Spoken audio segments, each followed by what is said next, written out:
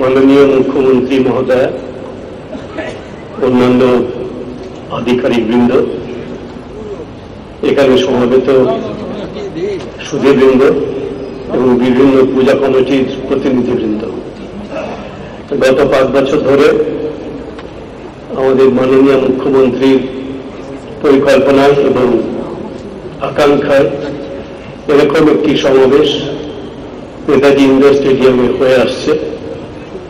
এরকম কখনো আমরা আগে দেখিনি।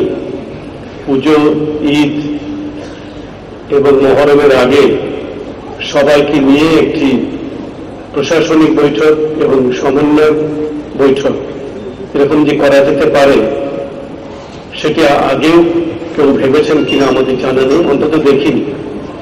আর তার ফলও আমরা দেখছি। গত 5 বছর ধরে পুজোর সময় বিশৃঙ্খলা নাই বললেই চলে, দুর্ঘটনা প্রায় ঘটছেই না, এবং এই যে ট্রাফিক ব্যবস্থা এত সুন্দর হচ্ছে, সুশৃঙ্খল হচ্ছে, লক্ষ লক্ষ লোক এই মহানগর থেকে এবং আমাদের রাজ্যের বিভিন্ন প্রান্ত থেকে কলকাতায় পুজো দেখতে আসছেন, কিন্তু কোনো দুর্ঘটনা ঘটছে, মানুষ মানুষের সঙ্গে দুর্ব্যবহার করছে, এরকম কিন্তু রিপোর্ট পাওয়া যাচ্ছে না।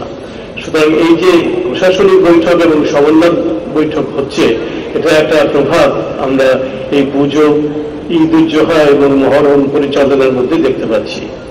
এবং ভারতবর্ষের বৈচিত্র্যের মধ্যে ঐক্য হচ্ছে ভারতবর্ষের সাধনা এবং ভারতবর্ষের